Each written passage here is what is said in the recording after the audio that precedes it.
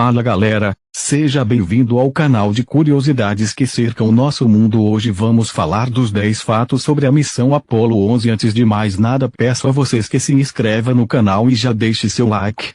Então vamos começar contando sobre os 10 fatos sobre a missão Apollo 11. De 1968 a 1972, os Estados Unidos enviaram um punhado de homens à Lua. 12 deles realmente conseguiram pisar nele. Desde então, ninguém voltou. Com o passar dos anos, muito do que aqueles homens fizeram enquanto estavam lá foi esquecido por um público geral desinteressado ou ignorado por pessoas que não se importaram realmente. Em primeiro lugar, a maioria das pessoas sabe que Neil Armstrong foi o primeiro a realmente andar na Lua, e muitos podem até recitar as famosas palavras que se seguiram ao seu primeiro passo. E graças ao popular filme, muitos estão familiarizados com o destino da missão Apollo 13, que milagrosamente conseguiu voltar à Terra após uma explosão a bordo. No entanto, ainda existem muitos fatos interessantes sobre as coisas que esses homens disseram e fizeram durante suas viagens históricas. Aqui estão alguns dos mais obscuros para entusiastas e fãs casuais. Então vamos aos 10 fatos mais obscuros que cercaram a missão Apollo 11. 10. A bandeira americana. Bandeira. Uma das imagens icônicas do primeiro pouso lunar é a de Buzz Aldrin ao lado de uma bandeira americana. No entanto, o triste destino dessa bandeira foi que ela foi derrubada algumas horas depois, quando ele e Neil Armstrong decolaram para voltar ao módulo de comando. Depois que Aldrin apertou o botão para disparar o foguete, ele olhou pela janela e viu a explosão do foguete explodir tudo, incluindo a famosa bandeira. Curiosamente, as bandeiras que ainda estão na Lua, colocadas lá por astronautas que caminharam longe o suficiente longe para que eles evitem ser derrubados pela explosão do foguete, todos ficaram brancos. Depois de serem bombardeados com luz solar não filtrada e radiação por mais de 40 anos, eles perderam seu vermelho e branco e azul. 9 experimentos ESP não autorizados. 2 ESP-2. Durante a missão da Apollo 14, sem o conhecimento de seus chefes em Houston, ou mesmo de seus companheiros de tripulação na espaçonave, Edgar D. Mitchell conduziu vários experimentos não programados de percepção extrasensorial. Durante as primeiras horas de seu sono, enquanto viajava de ir para a Lua, Mitchell focalizava sua mente intensamente em uma série de símbolos que são comumente usados em testes de PES. Ele e um grupo de médicos na Flórida haviam organizado as sessões com antecedência, na esperança de obter uma visão sobre se os pensamentos poderiam ser transmitidos por milhares de quilômetros de espaço. Os resultados foram, na melhor das hipóteses, inconclusivos. Acontece que Mitchell e seus parceiros na Terra provavelmente estavam fora de sincronia durante a maioria dos experimentos. No entanto, os resultados foram publicados na edição de 1971 do The Journal of Parapsychology, pelo que vale a pena 8 choro. Quando pensamos nos homens estereotipados com traços de cinzel que compunham o programa espacial inicial, nunca os imaginaríamos chorando e enxugando as lágrimas, especialmente Alan Shepard. Shepard é realmente um dos astronautas anônimos da América. Ele não foi apenas o primeiro americano no espaço, mas aos 47 anos também foi a pessoa mais velha a caminhar na Lua. Depois de ser afastado do programa espacial anos antes por causa de um distúrbio no ouvido interno, Shepard jurou lutar contra isso e voltar ao jogo. Sua hora finalmente chegou no início de 1971, quando ele foi colocado no comando da missão Apollo 14. A maioria das pessoas se lembra de quando ele construiu um clube de golfe improvisado com uma ferramenta de escavação e fez o percurso mais longo da história, milhas e milhas, mas o que muitos não sabem é que o velho não conseguiu conter suas emoções ao dar seus primeiros passos na superfície lunar.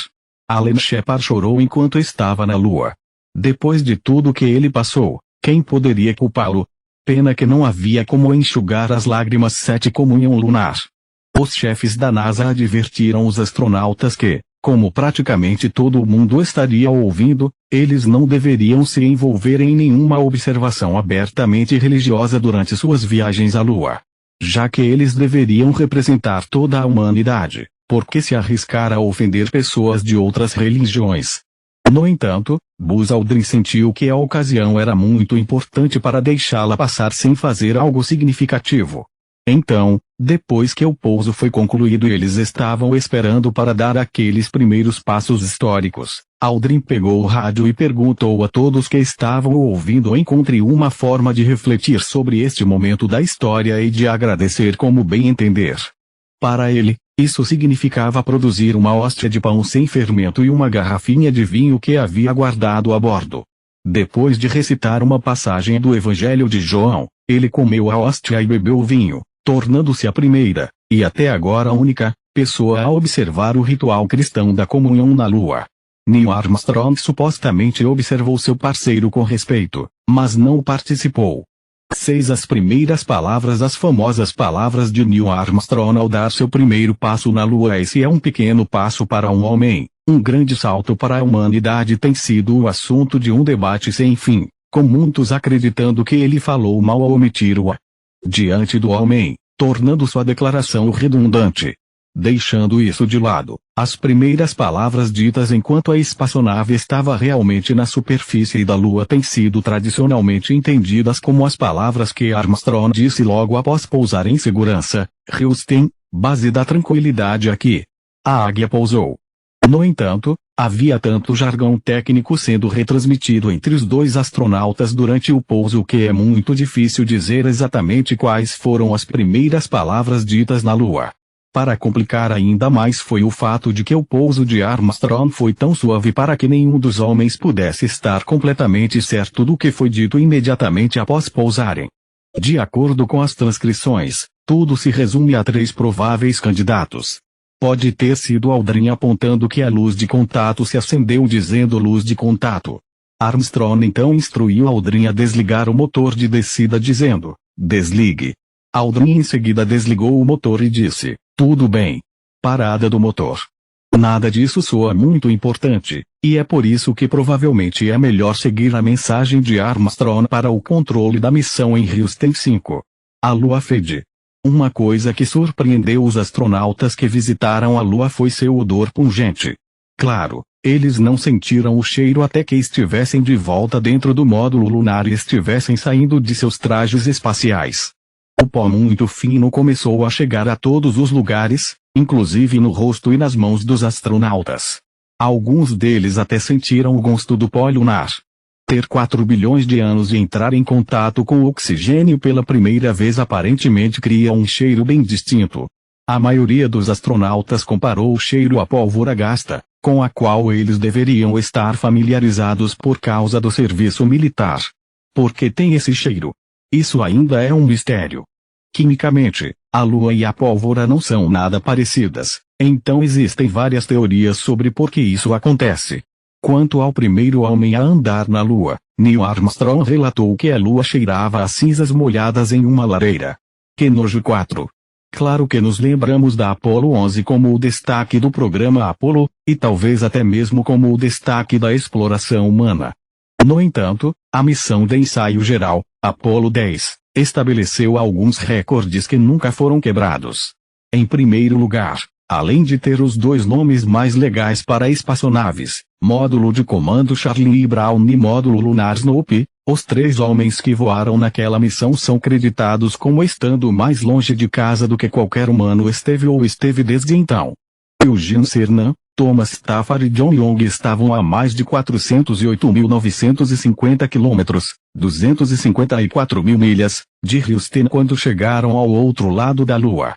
Devido ao tempo de sua missão, a Lua estava em uma posição especialmente distante da Terra, e a rotação do planeta colocava Houston no lado oposto da Terra.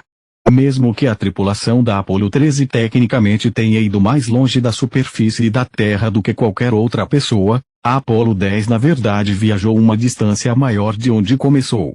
Depois de estabelecer esse recorde, a tripulação estabeleceu outro quando, ao voltar para casa, atingiu a velocidade de 39.897 km por hora, 24.791 mph, que ainda é a mais rápida que qualquer ser humano já viajou. 3. Pilotos do módulo lunar. O astronauta Pete Canada era um homem conhecido por ultrapassar os limites. Como comandante da Apollo 12, a segunda missão tripulada à Lua, ele esperou até que seu módulo lunar estivesse no lado escuro da Lua e fora do alcance do rádio, então ele fez o impensável. Durante a viagem da superfície lunar de volta ao comando módulo, ele permitiu que seu piloto realmente fizesse alguns voos. Como se viu, receber o título de piloto do módulo lunar durante as missões Apollo era apenas isso, um título. O trabalho do piloto do módulo lunar, entre muitos outros, era garantir que o comandante tivesse todas as informações de que precisava para fazer o voo. Ele só voaria de fato o módulo se o comandante se tornasse incapaz de voar por algum motivo, o que nunca aconteceu. Então, enquanto eles vagavam para a escuridão do outro lado da Lua, Conrad virou-se para seu piloto LM, Allen Bean, e disse: "Você pode levar um minuto e pilotar este veículo." Surpreso, mas exultante, Bean ficou feliz em assumir os controles por um curto período. 2 esculturas na Lua. Uma escultura inestimável arte. David Scott, comandante da Apollo 15, estava procurando homenagear as muitas pessoas que morreram nos programas espaciais americano e soviético. Antes de sua missão, ele perguntou a um artista belga chamado Paul Van Weyden se ele criaria uma pequena estátua para homenagear todos os astronautas, americanos e russos, que morreram durante uma viagem espacial tripulada. A escultura deveria ter aparência humana, mas não poderia representar nenhuma raça, gênero ou nacionalidade. Scott também insistiu que não haveria nenhum ganho comercial com esse gesto de boa vontade, apenas uma memória duradoura para todos os astronautas que morreram no cumprimento do dever.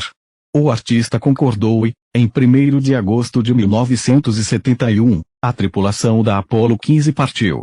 A estatueta do tamanho de um dedo no topo de Mons Hadley ao lado de uma placa com os nomes dos 14 astronautas conhecidos que morreram. 2 astronautas soviéticos adicionais também morreram naquele momento, mas a URSS não divulgou seus nomes até depois da missão. Alguns anos depois, o artista tentou ganhar algum dinheiro vendendo réplicas assinadas da escultura, mas Scott o convenceu de que era uma violação do acordo original. Então o artista manteve todas as réplicas sem ganhar nenhum dinheiro com elas. Talvez um dia a pequena estátua esteja em exibição em um museu lunar na superfície da Lua, mas por enquanto ela continua sendo uma memória mais remoto do Sistema Solar 1. À medida que o programa Apollo era encerrado devido a cortes no orçamento, a NASA estava recebendo cada vez mais pressão da comunidade científica para enviar um cientista de verdade enquanto ainda podiam. Até aquele ponto, a NASA havia enviado apenas seus próprios pilotos de teste que haviam treinado como astronautas. Esses astronautas haviam passado por um curso intensivo de geologia antes de suas viagens à Lua, mas certamente isso não substituiu alguém que realmente dedicou sua vida ao estudo de rochas. Com isso em mente, a NASA já havia começado a trazer cientistas de treinamento como astronautas, começando por ensiná-los a pilotar jatos. Nenhum desses caras tinha muita chance de estar em uma das missões da Lua, mas quando ficou claro que a Apollo 17 seria a última missão à Lua e nenhum cientista tinha estado lá, a NASA cedeu e chamou Harrison Schmitt, um geólogo formado em Harvard. Ele havia completado o treinamento intenso necessário para ser um astronauta totalmente qualificado e estava mais do que disposto a ir. Nem é preciso dizer que enviar um geólogo à Lua foi como enviar um historiador da Guerra Civil de volta no tempo para testemunhar a Batalha de Gettysburg. Schmitt passou 3 dias vasculhando e cavando em busca de rochas na Lua, e até trouxe algumas amostras bastante interessantes. Outros cientistas foram para o espaço em programas posteriores, mas Schmitt